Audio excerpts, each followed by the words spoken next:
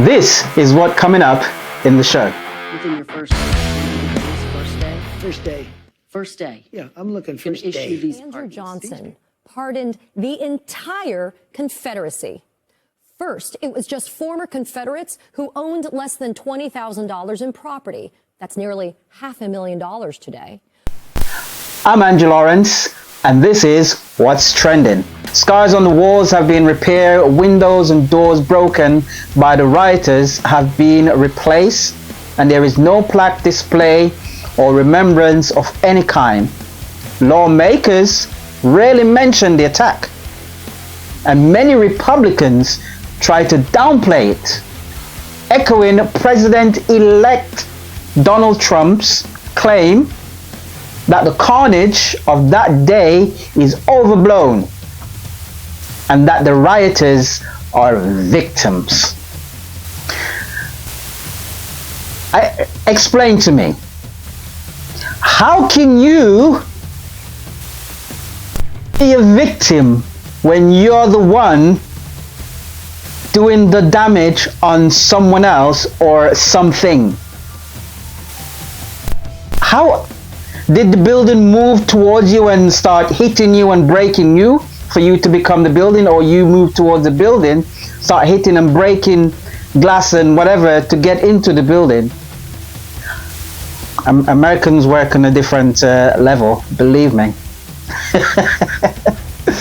It's been erased, said Senator Peter Welch. Winners write history and Trump won. And this, and his version is that it was peaceful gathering. Obviously, completely untrue. Okay. But I'm going to be acting very quickly. Within your first 100 days, first day? First day. First day. Yeah, I'm looking Can first issue day. these pardons. These people have been there, how long is it, 3 or 4 years? Okay. You know, by the way, they've been in there for years, and they're in a filthy, disgusting place that shouldn't even be allowed to be open. I'm going to look at everything. We're going to look at individual Everyone. cases, yeah. Okay. But I'm going to be acting very quickly. Within your If Trump pardons rioters, as he has said he will do, after taking office in January the 20th, that would be putting an exclamation point on his version of what happened. You know, some of the 1,250 defendants convicted of crimes after January 6th called for the death of hence House Speaker Nancy Pelosi and Mike Pence, who was Trump's vice president, as the mob violently overran police and breached the building. Some carried weapons, zip ties, chemical irritants, Confederate flags as they ransacked the Capitol and hunt for lawmakers. So they're hunting for lawmakers, ransacking things. How then you are the victim? Anyway, they sought to stop the certification of Democrat Joe Biden's win over Trump, echoing the Republican incumbent's false claim that the election was stolen.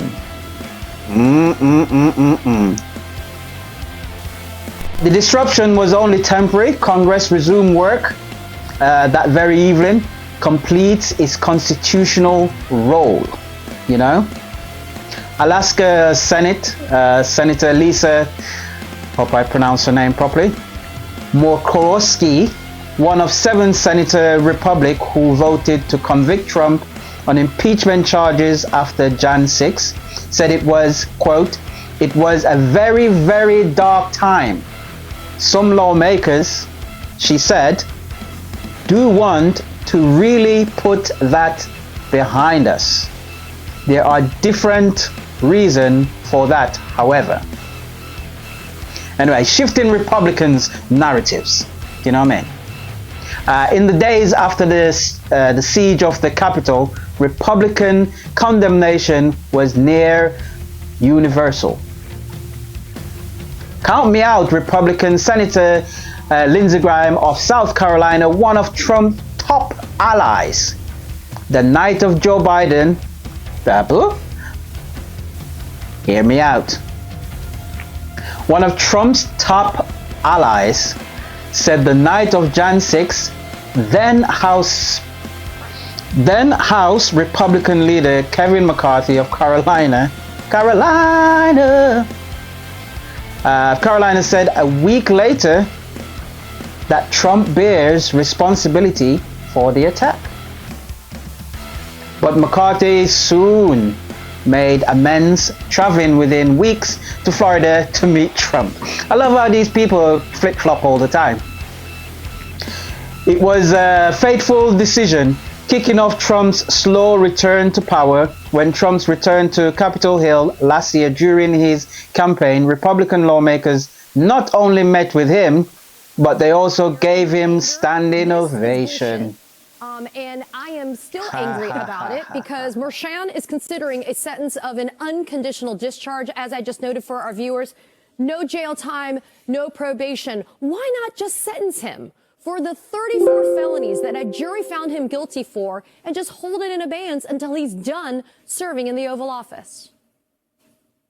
So let me try to talk you off the ledge on this one a little bit, Katie, and we'll see if it works.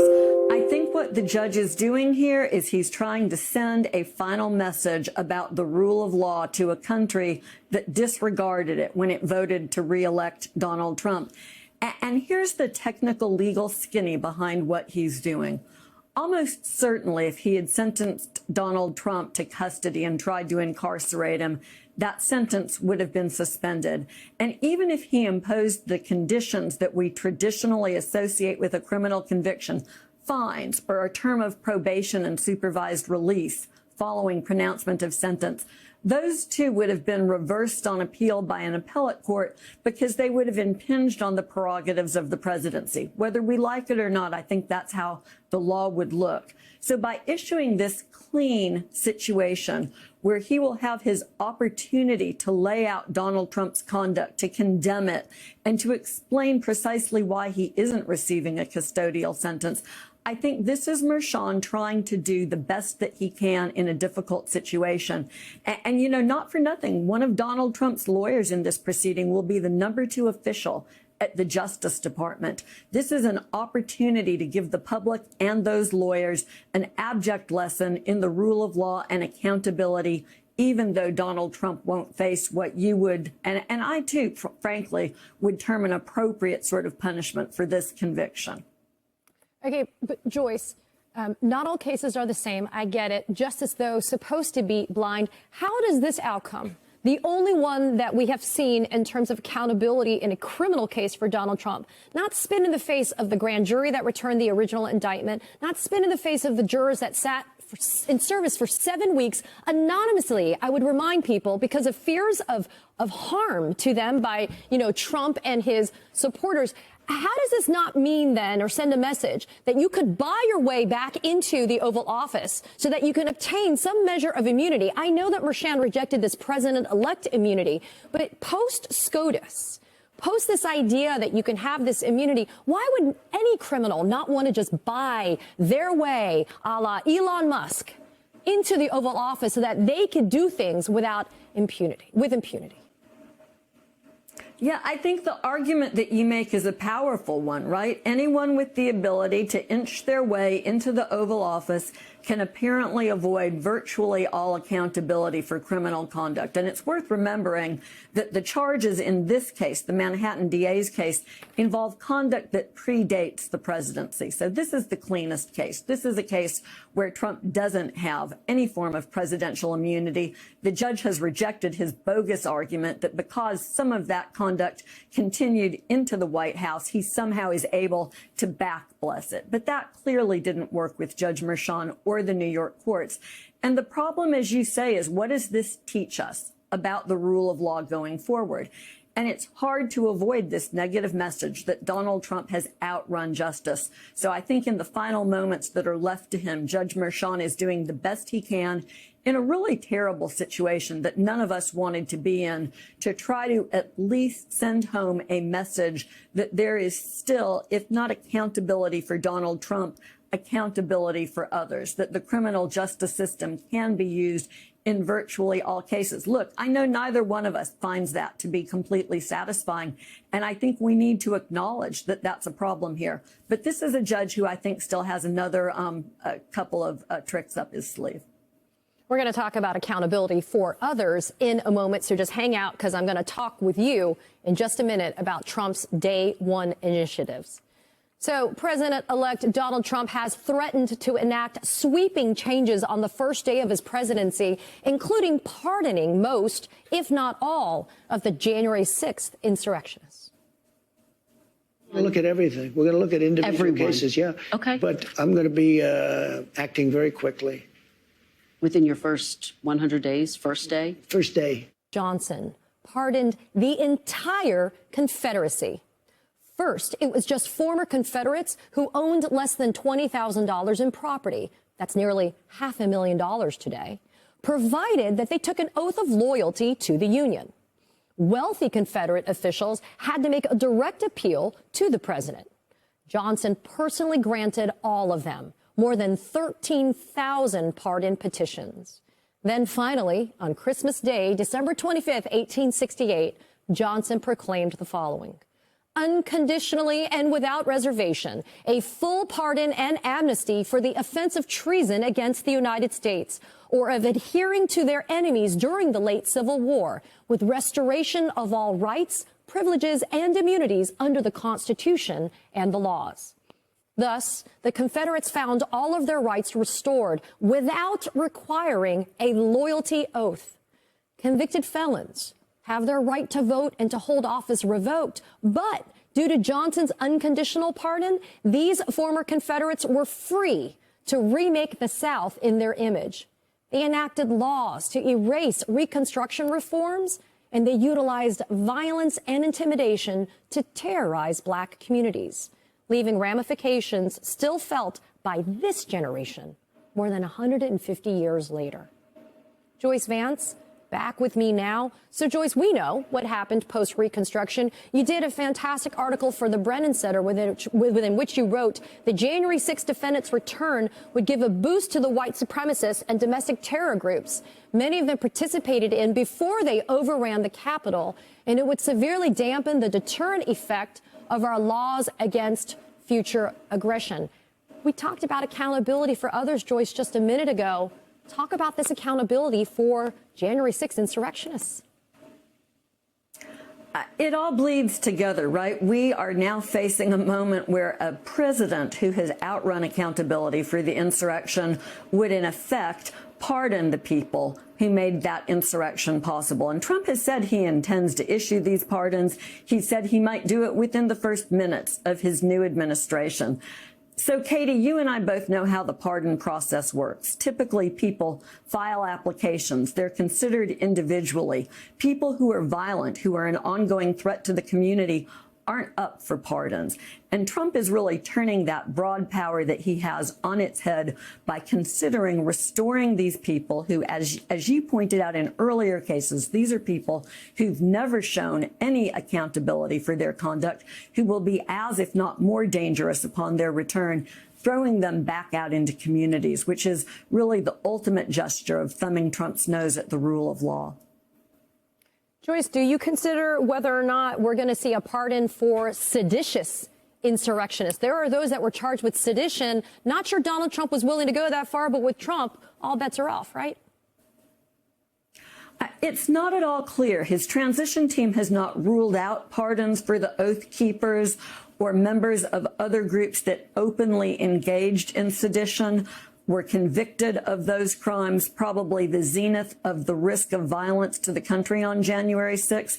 You know, if Trump were to do that, the question we have to ask is, would that be a bridge too far for some Republicans? I think memories in this country are short. The horror and the outrage that we seemed to experience as a unified country on January 6th, that has subsided.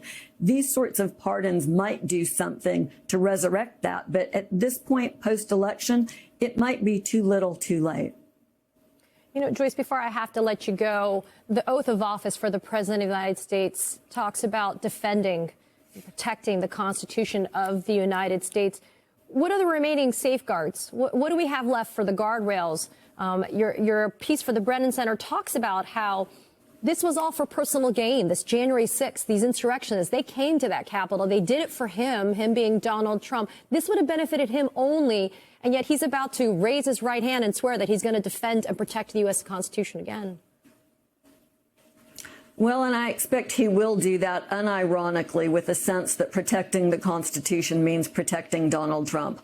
But look, most of the guardrails are broken, right? Congress is now in Donald Trump's hands. He has a majority in both houses, albeit a slim one. And the question is whether new guardrails will re-emerge. I teach and I study in the area of democratic institutions.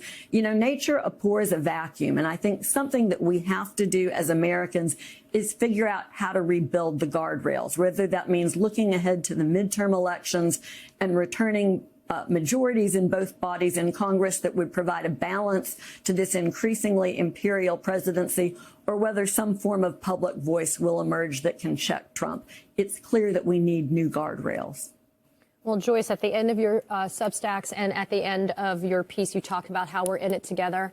I'm in this with you and everybody else. Over that time, Republicans' attitude towards the Jan 6 attack have shifted. GOP lawmakers have condemned the work of the Democrat-led committee that investigate the riot and furiously contests its finding. Some Republicans have echoed Trump words that the imprisoned rioters are hostage. I know Trump keeps saying the rioters, they're hostage, who may be worthy of pardons. Still, the issue may end up being a tricky one for Trump, who has promised pardon on day one. It's unclear how many people he intends to pardon, or if and you can see on video that they physically attack police officers. Why would you want to pardon? That means if you do that, that means you're giving the okay for everybody else to do things to police officers. It just doesn't make sense. But Trump is Trump. Anyway, Trump gonna do what he wants. Everything that is within his power, he will do as president. You mark my words. Listen, America, you voted for Donald Trump. You vote for him. So now you have to put up with him. Now you have to put up with him. Just remember, the rest of the world is watching. For years, 4 years of Trump is gonna feel like a lifetime. It's gonna feel like a lifetime, guys. But